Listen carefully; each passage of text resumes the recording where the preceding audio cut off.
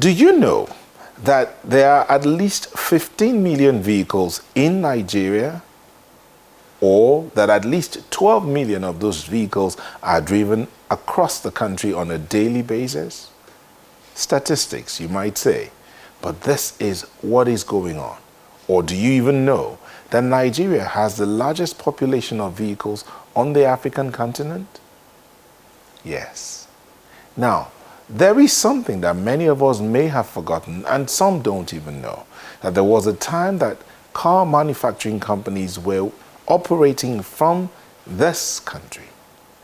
Yes. And many of them, or all of them, at a certain time left. Guess where they were located? They were in Bauchi. There was one in Lagos, there was one in Enugu, and one in Kaduna. Spread, an even spread, you might say.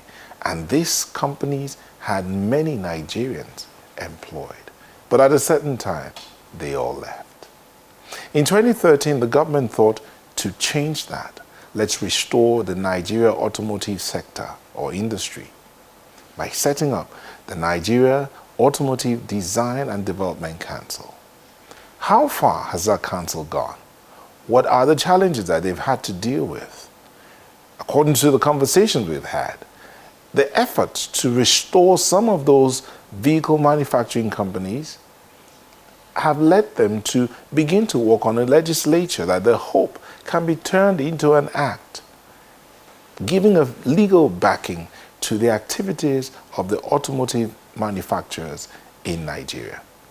Will that work? How quickly would we see that framework released? Well, Newsnight sat down for a conversation with the Director General of the Nigeria Automotive Design and Development Council, Mr. Joseph Oshanupin. He tells us some of the challenges they've had to deal with and what is in the works for Nigeria and indeed the African continent.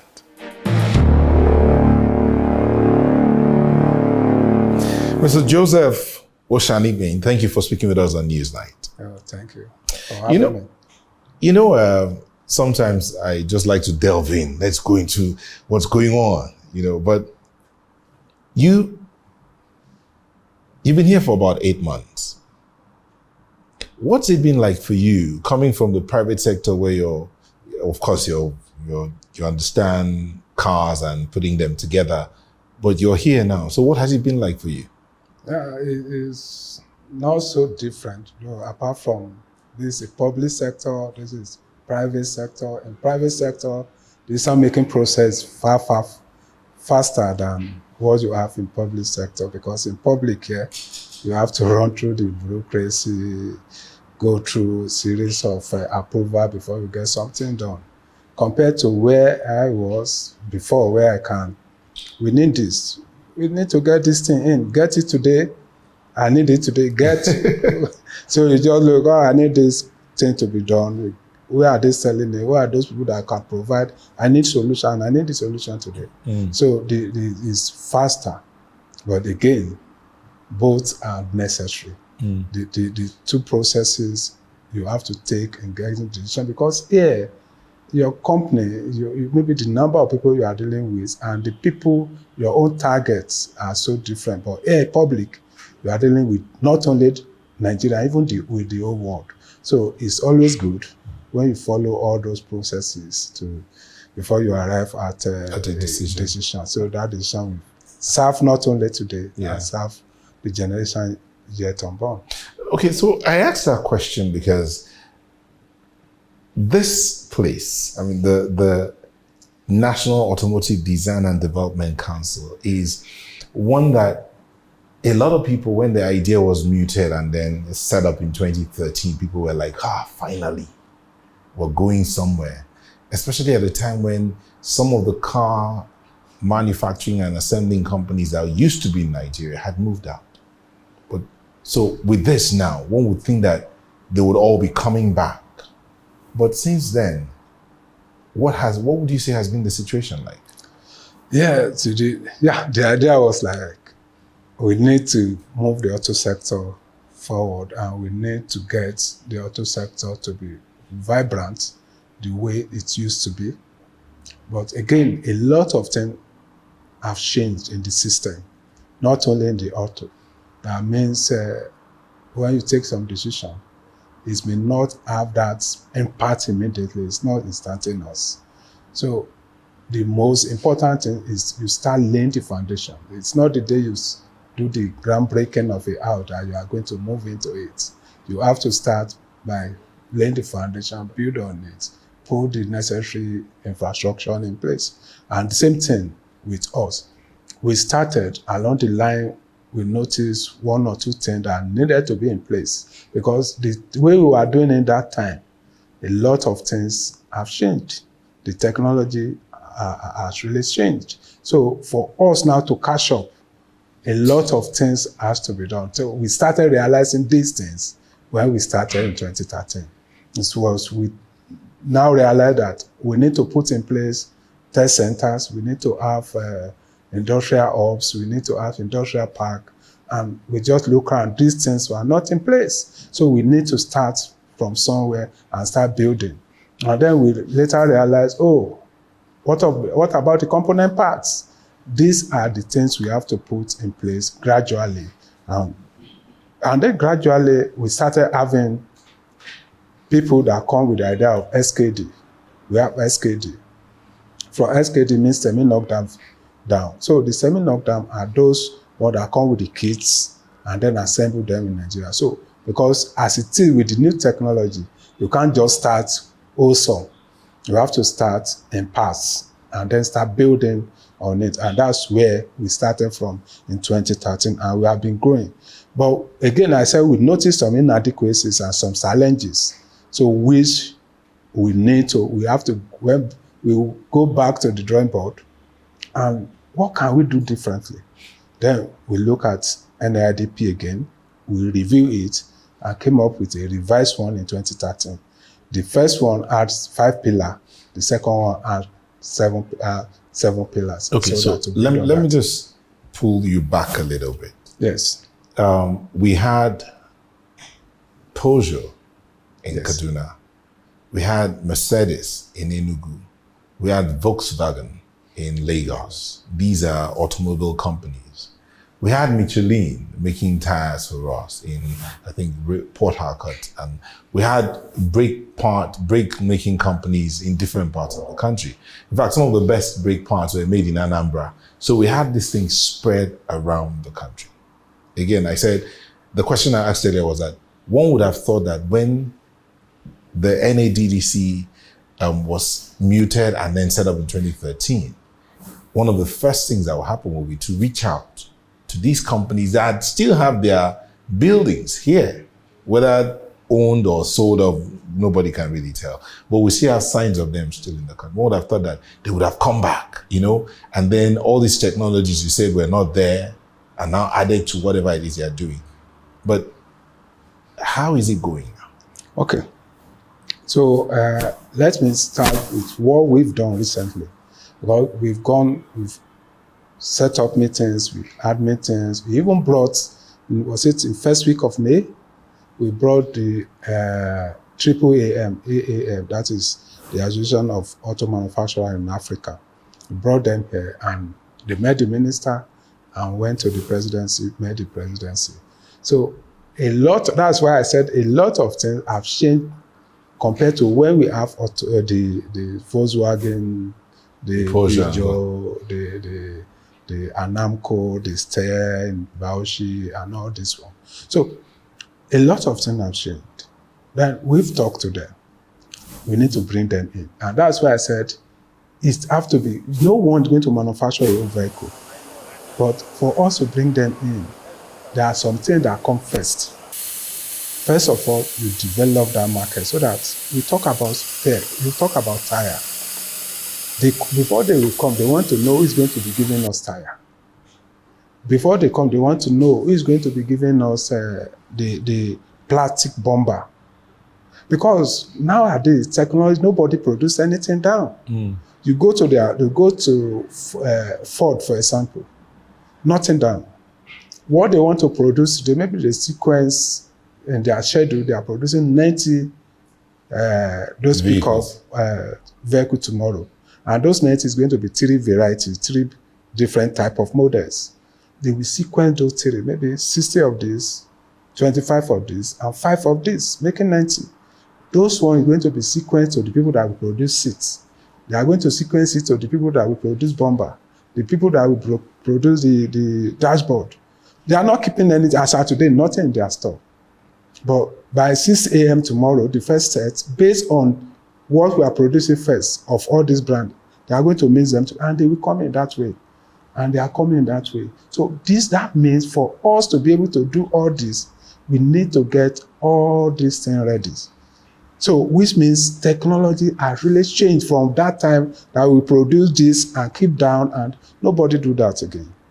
So it's the system has changed, the technology has changed, and then we need to start adapting. What can we produce locally?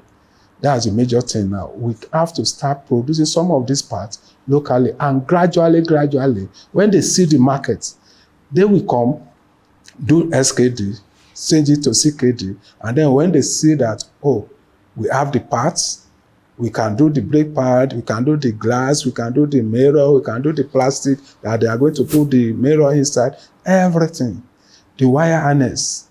So when we develop the market for this, they will come. We have met them. They've given us some of the things they want to see on ground. They are investors. It's not that they want us to give them money. No. What they wanted, or one of them, the major one, we have policy. But policy will not drive investments. They want law. We are working on that one. So all of us. So you say that this automotive policy is moving forward. It's moving forward. But there's something we need to add to it. Which is part of the policy have to become Act of Parliament. Because someone is coming to invest $300 million. We don't want policy that I can come tomorrow and say, we have changed. So they want it to be Act of Parliament. We are working on that. And we have the support of the ministry, we have the support of the presidency. We just have 1 or 2 finishing. So what aspect of this policy are you pursuing in the area of law, making it into law? A lot about most of the decisions we need to take. In fact, we are adding almost about 2 or 3 sections to existing a new one. It has to do about the government support. It has to do with incentive, fiscal and non-fiscal. It has to do with some other development, a lot of them. So we are working on, because they need to be sure where we are going to. Because, for example, the major issue we have in Nigeria has to do with used vehicles. So they want to know what's the position of Nigeria concerning the used vehicles, for example. And you can go worldwide, nowhere that auto develop that imports used vehicle to that country. You go to China don't bring used vehicle. South Africa here, they don't bring used vehicles. So we need to take decision concerning that. That's one. If I come here to do tire, for example, will government just change their policy concerning tire tomorrow after I've invested and built it? So these are the things they want to be put down in law, not only in policy, which we are working on. So when we do all this, we can now start getting the investment. But as it is, even at this, I told you it's going to be step by step. The first step is to bring the SKD. Let people get used to those vehicles. And we are working on that. Again, within us, we need to do standardization of the vehicle. We are already discussing with the assemblers in Nigeria. We can't have, let's say SUV, 30 type of SUV on Nigerian road. It may no one will have the markets. No one can. But when you have like 3 on Nigerian road, they can now, the market will share among those 3. So we are looking at how can we standardize. And why the market will not be there again is, if you have 3 SUV, the mirror of this SUV is different from this mirror, is different from this, different from this. The oil filter for the 30 are different. So if I'm manufacturing oil filter, I am going to have 30 different mode. I may manufacture 30 different type. But if we have 2 type of SUVs, it's easier for me to just say the first 1 month I will manufacture type A, the second 1 month I manufacture type B, and continue like that. And you'll be able to develop the market. You'll be able to say, I'm manufacturing such a brand, I'm producing 100,000 per day, and this is the market. So we need to now start doing that standardization. We are working on that. That's part of what we are working on with NADDC, and we are discussing with our team. We need to start getting the parts, standardizing them so that they will be compatible. Compatibility is very essential, and volume is very essential in auto. You've more or less like rushed us forward. Okay, no problem. To the things you're doing. Okay. So, but these are things that you say you're putting in place towards getting the backing, the legal backing for the automotive industry in Nigeria. The question will be, what about the design side? You've talked about bringing in the SKDs and the CKDs, which is, break it down again, SKD is semi-knockdown, what do you call it? Yeah, semi-knockdown, CKD is complete knockdown. Semi-knockdown and complete knockdown. And complete knockdown. So that's what you're working at this moment to bring in while we're waiting for the legal framework. Is that what you're saying? Yes. Okay. Then what happens to the design? Because one would expect that at this time, 8 years down the line, the design of vehicles, Nigerians are designing vehicles around the world. We have children designing vehicles on their own and building them with wood or paper, as the case may be. One would think that aspect of design would have taken root somewhat. What's the status like? Okay. For design, we have a research department here, and with our own department also involved in designing vehicle. So we have some vehicle we have designed. But you will agree with me that the fund that goes into designing is far, far more than what going to production of how many vehicles. Really? Because you are designing something that is not yet known. After you design it, it's going to be tested, it's going to be fabricated with,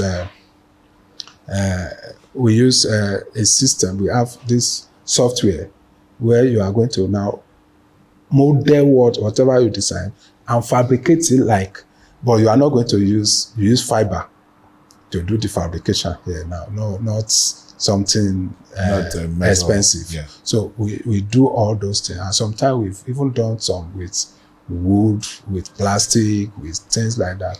But we are designing. And Nigerians are designing. We've seen a lot done by young Nigerians. We've seen some design vehicle done by this university in Warri. Petroleum. Yes, and we are working with them also. So we've seen a lot design. What we are trying to do again is bring all these design together and see how can we start promoting them. Because if you design, it can end there if it is not commercialized. So the most important thing is moving from design. It's not that Nigeria are not designing, and start commercializing it. And when you hear minister talking the other time, say, we want to start seeing Nigerian design vehicles. It's not that we don't have some vehicle designed in Nigeria. But because if you see all the vehicles, somehow they still have the feel of this, feel of that. You have Innocy. For example, I don't want to mention a particular brand, but you have like that. And we have a lot like that have their own unique design. So again, these are vehicle made in Nigeria, designed in Nigeria, and Nigerian brand. So these are the brands that are already existing. So if we are looking for Nigerian design, is there already. We have Innocent own design. We have Jet. We have Nord. We have some by Larry to designed. So when I say this, well, again, we are still encouraging more. We've seen a lot of design, especially in tricycle, by Nigerians, different type of design. We want to work with them and be able to package this to investors so that it have to be commercialized. That is when we can now start seeing the benefits of that design. And the money that are going to the shares into this design is enormous. And that's why sometimes we take it upon ourselves in NADDC to look at those things and then see how we can bring people. So in your assessment, having been here for this while and seeing all that you've seen, what would you say is the potential of Nigeria, of this sector, this automotive sector in Nigeria? The potential is huge. Why I said that is very, very, very huge. Sometimes most of us downplay the potential of auto sector. I can just tell you that which country has the biggest economy, the largest economy in Europe? You look at them, you talk of Germany. They are there because of their auto. You see what China is doing now? They are there because of their auto. Japan was one of the biggest economies then in the whole world because of their auto. And when there was meltdown in 2008, 2009, the first sector that US started shouting about putting some thought into is the auto. So it tells you something, how the potential in auto is huge. So auto in Nigeria, we can develop it to the point that it's going to rival oil. And I will explain that. A particular ICE vehicle, especially passenger car, buses, and SUV, they have minimum of 3,000 parts, from wire harness, plastic, seat, fabric, leather, every other thing, tire, battery, put together. Even the hoses that carry water, carry different kind of oil, everything. And gas and all. So when you put them together, about 3,000, and each you produce one of them, is huge money. The potential is huge. Then just guess, is there any way you move, especially in Nigeria? Almost 90 to 95% of our mobility depend on auto. Either you use tricycle, you use motor, so it's still the same thing. You have to depend. You move from one place to the other. You depend on this. And somehow, no matter how good the economy is or otherwise, you will still use vehicle. Either to move goods or to transport. But you mentioned something earlier about the number of used vehicles in Nigeria. You said that's even a challenge for those manufacturing. I mean, who would want to come in and invest in the automotive sector in Nigeria? The number of used vehicles. How would that challenge be resolved? Okay. Yeah, especially considering the fact that many in Nigeria rather use a used vehicle because the brand new ones are too expensive. Yes, it's a challenge, and that's why the government is not shying away from that challenge. And you could hear the ministers talking about credit scheme for some time now. The best way, the developed economy, no one buy vehicle 100% apart from maybe we Nigerians. You don't have the cash 100% before you start riding your vehicle. They survive on credits. So for us, we need to develop that aspect. So, and that's why you see this government is focusing on credit scheme. And I had discussion with minister, and she's focusing a lot on credit scheme, even for auto. And she said, even when this credit scheme starts, when people are assessing, it's going to be for auto, it's going to be specifically for vehicle assembled or manufactured in Nigeria. You were talking about how the market in South Africa is booming. The used car, pre-owned car market is booming in South Africa. But you also talked about the fact that most of those second-hand cars were not driven outside of South Africa, they were driven within. But here in Nigeria, sometimes it's as though the used cars are more expensive than the brand new ones and are more easily accessible than the brand new ones. How do we change that? Costing is a problem. Yes, costing. I mentioned the other time that volume play a lot of role in auto. And that's why we are looking at component part development. When you now start producing some of this component part within the system, within the country, gradually you are dragging down the cost. Because it's just like you produce battery within Nigeria. The dollar element, that exchange element that pulls the price up will not affect it when the raw material, most of the raw material are coming within the country.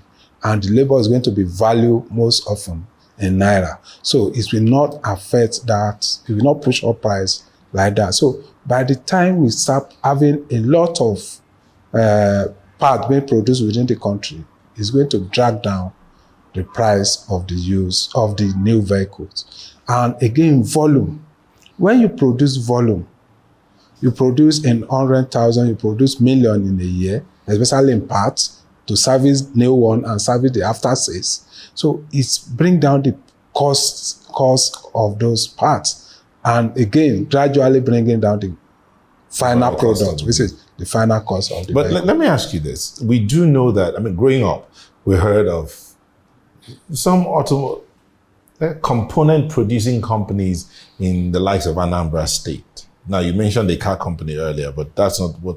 There were other companies that were producing parts. Even in Abia State, batteries, the brake parts, some lining, some components that are being produced around this country, down southeast. Is your council looking in that direction? Okay. Yes. Are there going to be other companies? Are we going to resuscitate some of those companies? Are there other companies already rising up as we speak? Okay. When I came in, I said one of my priority has to be the auto part development, component parts development. And because we can't grow the auto industry without the component parts. There is the critical element to the development of the industry. So we set up a team and we set out. We went there, especially the first place we went to was Anambra State, just as you mentioned.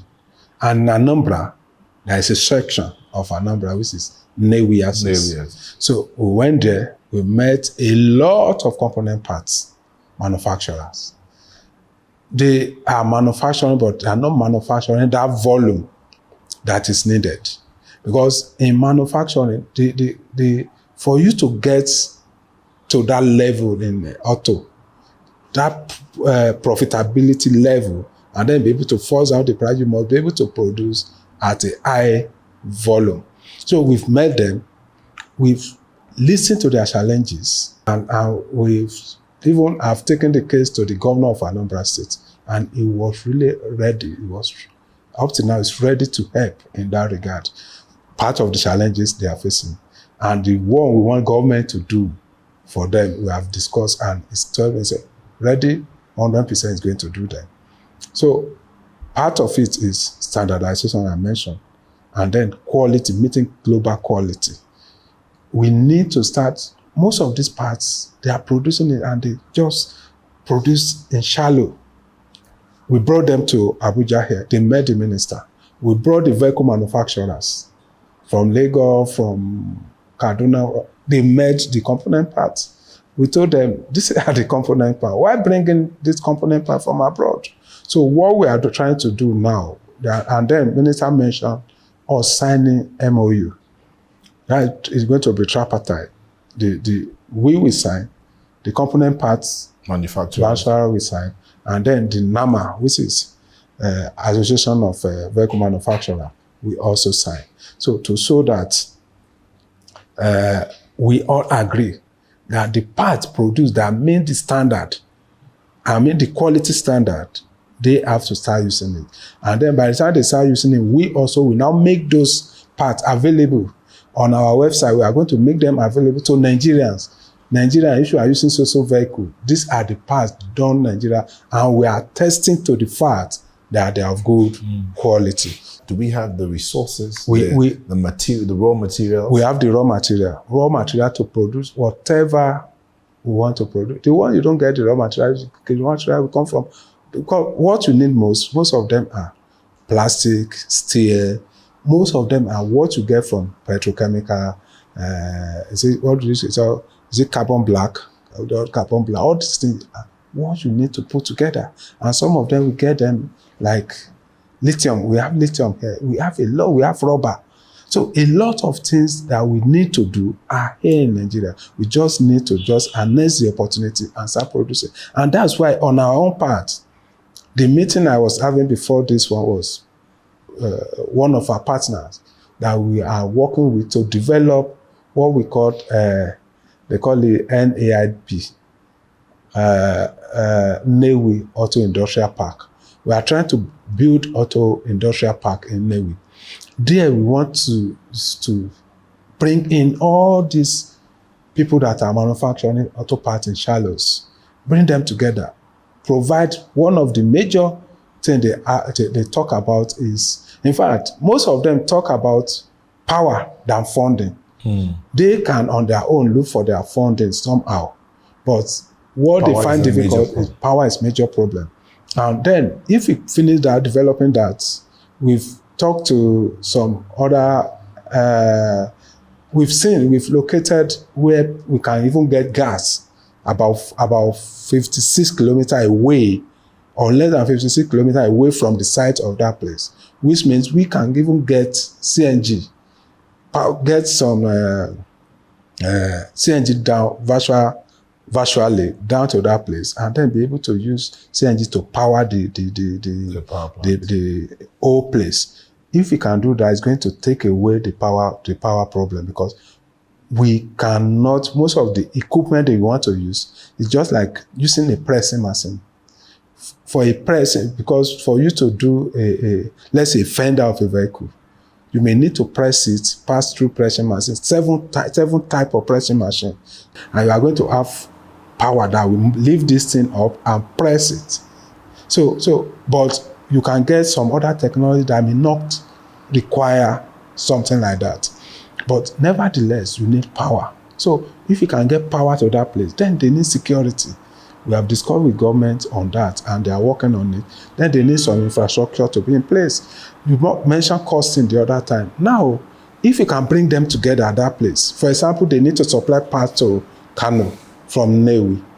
It means if your own will just take a quarter of a truck, another ABC will produce their own, take quarter, they can use the same logistic vehicle to move everything. Then it will still reduce the cost. By the time we can do all this, and that's why we are trying to do that auto park, industrial park in Newi. When we are through with it, we move everybody and provide. They co-own they co-own the facility, not even all the facility. You don't need to have your own conference room. Conference room is enough for everybody. You don't have to have your boardroom, your own big boardroom for a powerful meeting, or you don't have a conference room for training. No, you can co-own all this. Focus on your parts manufacturing of parts, and then all these other facilities will be provided for the use of everyone. So then we'll be able to reduce your cost, bring down the price. This is what we are working on that to develop in Newi. And when we are through with that, we are going to replicate that also in Oshogbo. That's Ede Oshogbo axis. And then we are discussing with government in Kaduna. We've been able to secure land and be able to do something like that in Kaduna axis also. So in all of these things, what's the timeline? Well, see, 2013 is 8 years ago, right? Or there. It's even 11 years ago. 11 years ago. That's a long time. So what timelines are we looking at right now? Where are we going? Because recently, let's just say this, the federal government is talking about CNG vehicles, putting CNG vehicles on the road. Subsidy is out of appearance. So the cost of transportation is out there. That has also added to the cost of the vehicles. So federal government is talking about CNG. But if this policy, if your council was already up and running and churning out vehicles, I'm sure that won't be a problem. Yes, that is going to reduce the cost of vehicle. And then for CNG that you just mentioned, even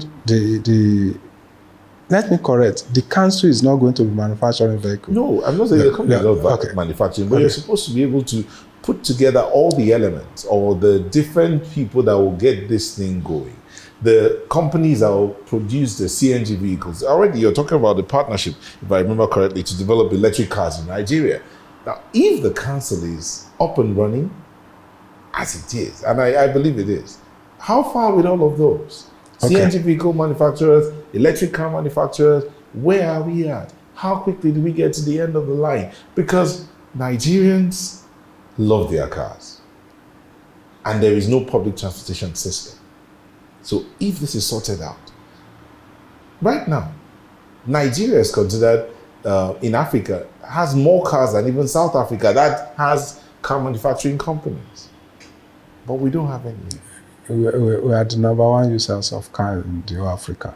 So on CNG, for example, we have our assemblers within the country are already on that. They are already producing CNG vehicles and even selling to some of the agencies that are buying CNG now. Because CNG powered vehicle, that is no brainer when it comes to the cost of maintaining or powering your vehicle. That's CNG compared to PMS. The price variation is just too high that makes CNG far more affordable and cheaper. So that again, our stakeholders in the ecosystem, they are already key into that. A majority of them are producing this vehicle. And federal government said all these vehicles, the CNG vehicle that will come in, have to be manufactured here in Nigeria by Nigerians. Have to be assembled in any way, either by SKD, CKD, or completely produced, have to be in Nigeria. So, and that's majority of of our assembler now, they are into that. They produce it right here in Nigeria. That's for CNG. We've gone that far with that because we know that a lot, because of the target of having 1 million power CNG vehicle on Nigerian road within the next 3 years. Yes, 3 years, I think even before 3 years we get to that. Why I say we get to that is what we are doing currently, the awareness, we are creating a lot of awareness, especially the PCNGI, that's the Depression Initiative on CNG. They are creating a lot of awareness for that, and they've done engagement. We've done engagement, all of us together, done engagement in Kwara, done engagement in Port Harcourt, Lagos, Kaduna, and in the East. So we've done this. Later on, we are going to go state by state. We've done it in zonal basis, but we are going to go state by state. And we've met with stakeholders in the industry. We've met with the manufacturers. We've met with the supplier of the kits. We've met with the users and even those people that will be selling the gas. We've met with all of them. A lot of investment, especially, is coming into gas infrastructure. Apart from the vehicle, a lot also is coming to vehicle. When I mean vehicle, auto, not only four-wheelers, but also the tricycles, three-wheelers. So a lot of investment is coming into that. And what we are now doing is most of these things have to now start having enough local components. Let's take tricycle, for example. We had a meeting with some of them, and I told them point blank, by now we should be doing minimum of 80% of tricycle to have the parts to be in Nigeria. The chassis, the tire, the every other thing, apart from the engine, should be Nigeria. And that's what we are working on. So with that, we believe that in the next few months, we'll talk about timeline. Maybe I will go back, talk about timeline, especially the component part. At what point are we going to get there when we are going to achieve 30%? I cannot specifically say 30% now, but NIDP said within the next 10 years, we should be able to get there. But we are working and say, how can we fast forward most of the thing we are doing so that we can get there, get to the 40% that NIDP stated before that 10-year period. And the best way for us to do that is quickly push the component part manufacturing. And if we are going to do that, we need to quickly do more on what we are doing in Nnewi. So again, we are doing that. We have to do more again on material test center, because if you are going to produce a component, that component is going to be made of different kind of materials. Before you mix those materials together, before you grind them, before you put them together, we need to do tests and make sure that each component, each material put together are of good value, because a metal can be corrupted. Even hide, that skin can be corrupted. Just bite on the skin can corrupt the whole side of that. So all those tests have to be done. We have a component and we have a material test center. But when you put all the material together and produce a component, let's say a brake pad or a brake lining is a component. So it's a component. We still have where we are going to test. Then we have component test center in Enugu. The component test center, we put it in Enugu because we want it to be very close to Nnewi, so that by the time you produce, you can just take samples, test, and when they meet our standard, and then they meet the standard of SON, we bring them out for use. And with that, it's going to really help in promoting Nigeria auto. We've talked about the fact that Nigeria has all these raw materials, steel, iron, rubber. We have these things, lithium, we have this. But at what point is your council fusing with the rest of the industries that manage all of this? About a few months ago, you see the Ministry of Industry, Trade and Investment, and that of the mining, I think Ministry of Mining, both of them met, including steel, the three of them, really. And they discussed about this issue. How can auto, some of their product, be useful for auto? So the first one, the peak was steel. And because of that, our minister have to go on tour of steel manufacturing company right here in Nigeria, so that we can start looking at how we can partner. Then again, doctor went again and visited Kano to look at some of these hides which are used for leather.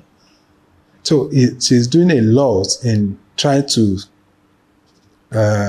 will I call interministerial level. And so she's not even stopping at auto alone. So because she realized the power of that integration. So we need to see most of the things we use in auto are outside what we produce, like lithium is under mining, steel is in another, hide is in agriculture. Mm-hmm. So you now see all this, but she's working with all of them to see that all these things work well. So as we wind down now, I know you mentioned the environment. So the question of disposal of used vehicles, when they are done, when their lifespan is done, how do we manage that side? You can also tie that into this last question, as in, what should we do differently in Nigeria to make Nigeria the automobile hub in Africa, or the sub-region at least? Okay, let me start. We had a program, we had a policy that we have sent out. The ministry have approved it, and it has gone to Ministry of Justice, and Ministry of Justice has approved it. They've vetted and sent back to us. So it will be a policy until we practice it for some time. Then we now propose it to be a law. We call it end of life. It's end of life policy for auto. So we come out with policy on disposal of use. That is those vehicles that are out of use. That's one that off-road. So the policy is going to give us the criteria for vehicle that should not be on the road. It's going to tell us it's going to explain how those vehicles can be disposed, so that some of us just abandon vehicle by the roadside, some of abandoned by the mechanic. You can see how it can be disposed and be the parts component can be reused for other purposes. So this, and then you can still earn something from your vehicle. So that's what we are working on. That's what end of life is all about now, to make the Nigeria the auto hub in Africa. Firstly, the first thing we are going to do is we are pushing for the policy to be acted. Those amendments we are pushing for, and we soon get there. We want to close out on that one this year. That's one. Number two, we are focusing more on development of component parts.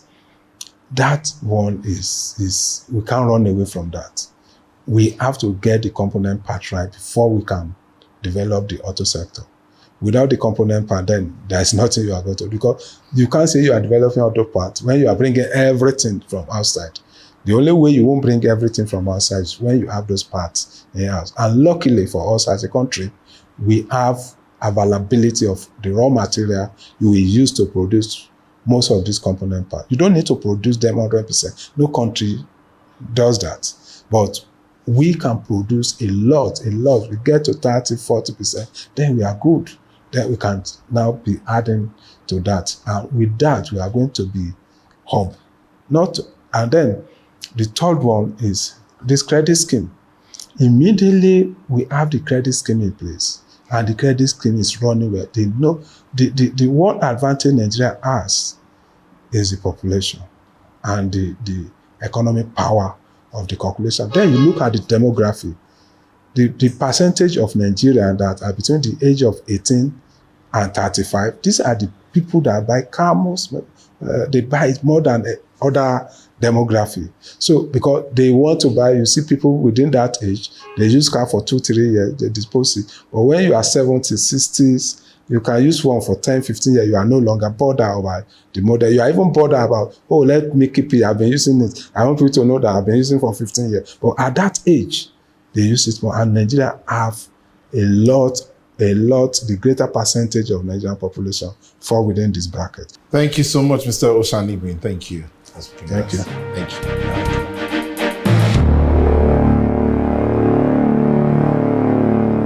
That's our show for today. I want to thank you for letting us be a part of your day. But know this, there is something that each of us has to do to contribute to this nation. As painful or as unhappy as some of us might be about the current situation, you have something to contribute from your quota. Meanwhile, we'd like to hear from you about this conversation and other conversations we've had. Use the social media handles right there on your screen and our email as well. Let's hear from you. Also, you can follow up on this conversation and previous conversations. Just go to our website, channelstv.com/podcast to get started, or youtube.com/channelsweb.